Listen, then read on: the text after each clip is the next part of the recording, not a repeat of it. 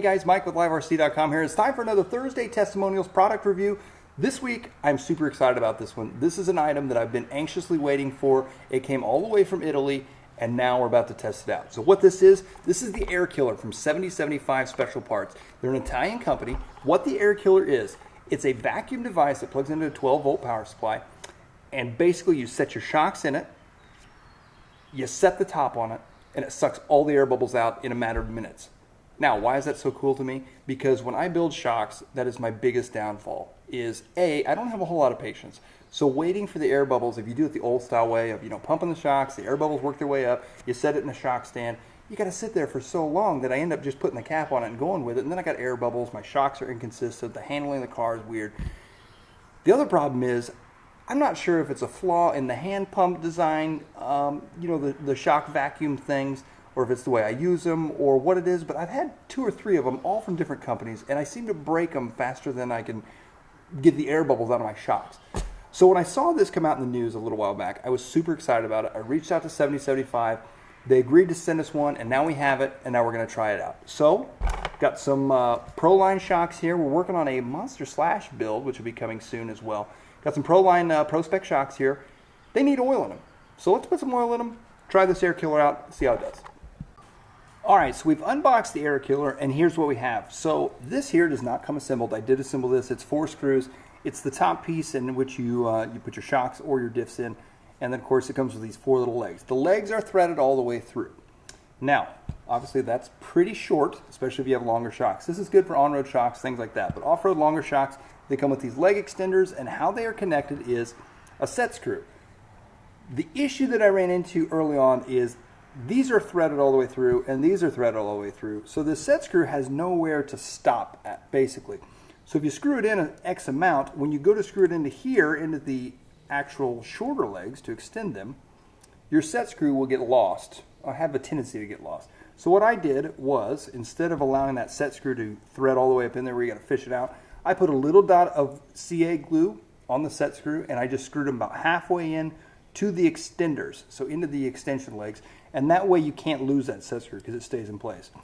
So you screw these in place. We got a short course shock, so we're going to have a longer shock, so we are going to use the extenders. Put those in place, and now your shock stand is ready to go.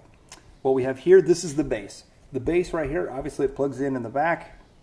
Very simple, goes to your 12-volt power supply. The power supply obviously is not included with the Air Killer. And how this works is there's a groove, a ring right here with a rubber O-ring in it. This canister right here sits on top, pushes down, seats in place. You kick the vacuum on, it obviously draws all the air out of that space, and that's how it's going to get the air out of the shocks. This is a pressure relief valve right here on top. You unscrew to relieve the pressure, and you're good to go. Now, obviously everything's out of the box. I've yet to use this thing. We're about to find out if it actually works. Another shout out real quick as well. Obviously not all of them are going to come with this cool LiveRC etched on there, but big props to 7075. Thank you very much for adding that little addition to it. That's pretty cool. All right, so set this here. We've got our short course shock. Take some 45 weight shock oil.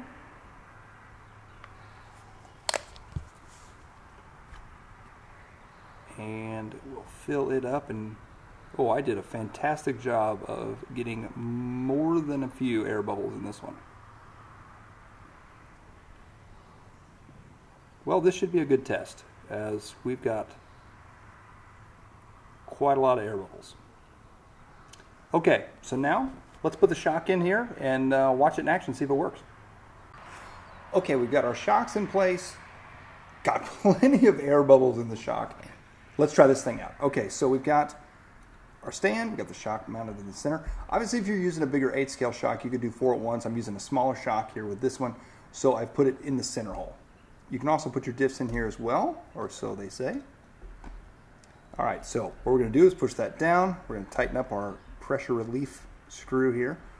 Gonna just seat that in place and then apply a little bit of pressure. Kick it on.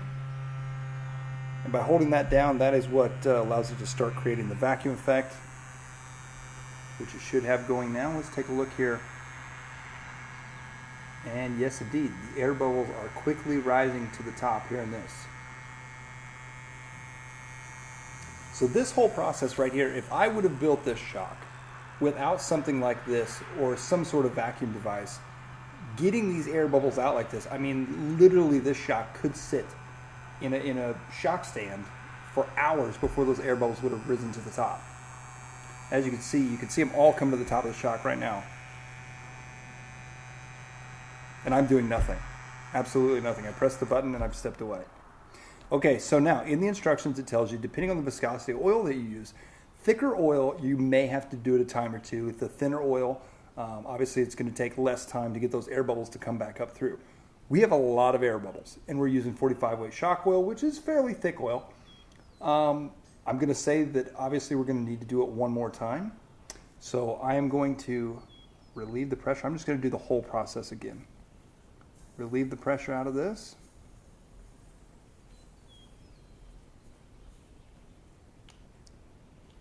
All right. Tighten that back up. Hold this in place. Press the button.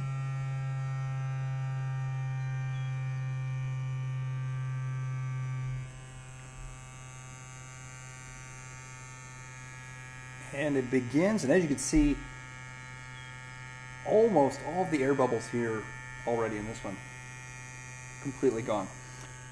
So what's happening is it's creating a vacuum effect. It's pulling all the air out of this chamber, and as it's starving itself for air, it's pulling the air that's in the shocks out of that oil, and it pulls it up out of the top. Obviously air bubbles pop, and then eventually there's no more air left in this chamber whatsoever, and you suction together.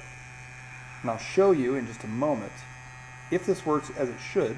If the vacuum seal is tight, yes indeed. As you can see, this canister, the vacuum is so strong that it actually holds that on there. That literally, we just set that in place, and now it's created such a vacuum, pulled so much air out of that it's stuck together. So we'll release the valve here. You can hear the air coming out. Let's take a look at our shock. Take the top off now as it release that vacuum. Wow. I'm impressed. I am very impressed. Not a single bubble in that shock. And it took a matter of minutes. Okay, well there we have it.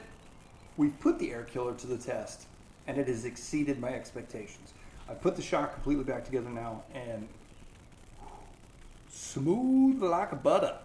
Our Monster Slash is going to be top-notch on suspension.